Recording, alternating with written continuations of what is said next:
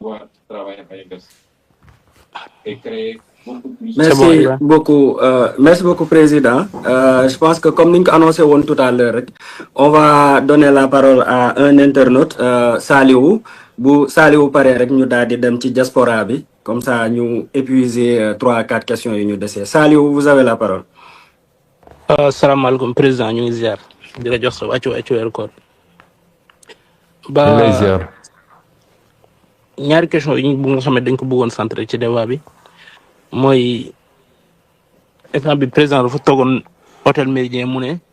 parti état lañ wax tay ndax passif mu ngi sentir bopam influence passif ci dans la conduite des affaires de l'état et les orientations stratégiques du gouvernement bi nga xamé dañ ko wara doxal lolu passif président dafa mësa tok mu né dafa wara nek au cœur de l'état manam moy état parti benen laaj bi moy taxaway bi nga xamné mom le premier ministre bi am ci gouvernement bi en tant que président passif lolu dafa wara nek dans la continuité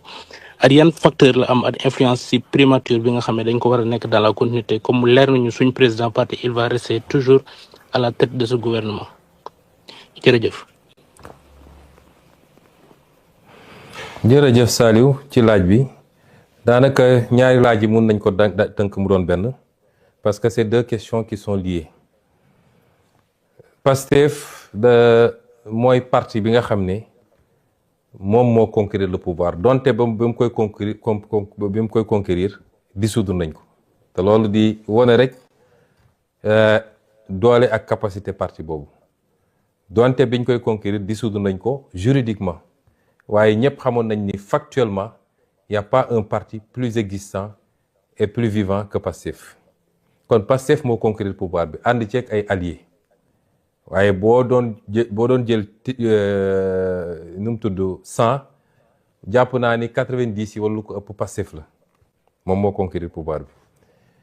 moo tax Pastef moo war a nekk au cœur de la gouvernance parti bi conquérir pouvoir bi ku yaakaar ne mën nga gouverner sans ce parti là da ngay wax lu la neex mais mënul ne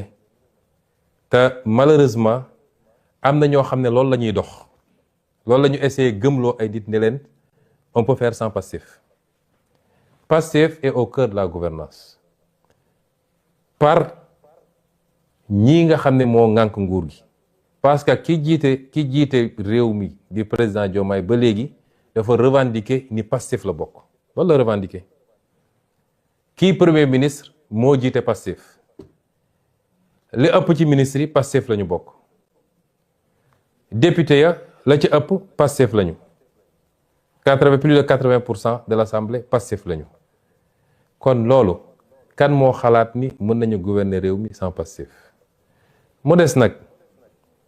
lan mooy impact Pastef ci gouvernance bi man de tant que je serai premier ministre la gouvernance va refléter le combat de Pastef xeex bu mu jar nañ ko xeex ci biir la gouvernance va refléter lépp loo xam ne jàpp naa ni lii bokkul ak di taxaw ñuy xeex dinaa ne déet ba tëdd ci suuf te su ma ko mënee bloqué ko su ma ko mënee delloo ko tant que je serai premier ministre moo tax ma ne ñaari dafa lënkaloo lan mooy avenir u Ousmane Sonko dans le gouvernement man je vous ai toujours dit que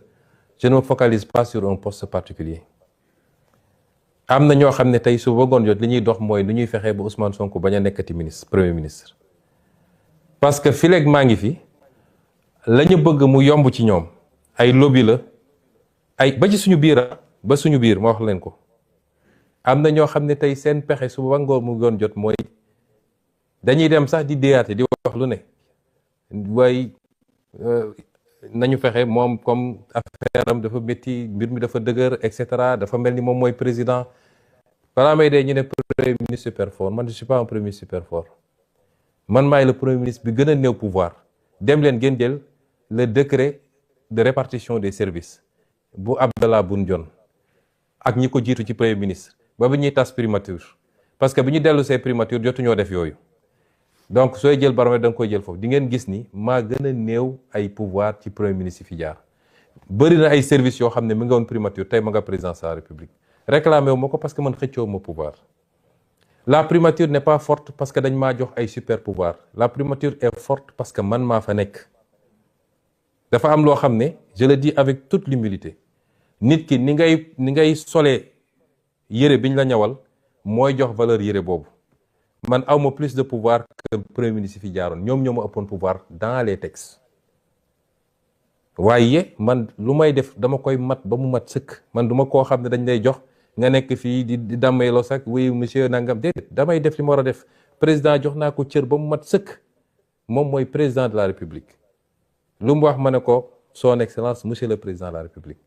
waaye ni mu amee ay pouvoir ci constitution noonu la amee ay pouvoir ci constitution man tam nit ñi dañoo foog ni premier ministre benn appendice la déedéet constitution da ko jox pouvoir il est le chef de l'administration il est le chef du gouvernement et il conduit la politique de la nation loolu kan moo ko ëpp cër lenn moo ci des mooy président moo yor décret mooy nommé bis bu ma wooyee ne ma bëggatuma nga nekk premier ministre ma dellu toog mais je suis le premier ministre du Sénégal te dama koy xool leen premier ministre France wala feneen ak feneen est-ce que xam ngeen ni en France le président n'a pas l'initiative de la loi c'est le premier ministre qui définit la politique de la nation en France ñooñu ñoo ëpp pouvoir foofu ko suñu premier ministre yi am na ay réformes yu war a ñëw nee nañ dañuy changer lu bëri man réclamer mu benn pouvoir man li ma yor doy na ma sëkk te réforme buy amit parce que léegi damay dégg président de la république ne je veux un premier ministre super fort réforme du président de la république moom moo naan je veux un premier ministre bu mel nii wala ne réforme yi c'est pas pour le président c'est pour le Sénégal réforme yi suñ koy def duñ ko def parce que le président lii la bëgg ou le premier ministre lii la bëgg ou diw et aucun d'entre nous n'a le pouvoir seul de déclencher des réformes parce que sooy def réforme par exemple réforme constitutionnelle su dee da ngay jaar par la voie parlementaire assemblée nationale lay dem kan moo yor majorité assemblée nationale c'est Pastef président mënul def réforme sans Pastef bu dee da nga dem référendum kan moo yor référendum c'est le peuple qui va voter kon réforme yi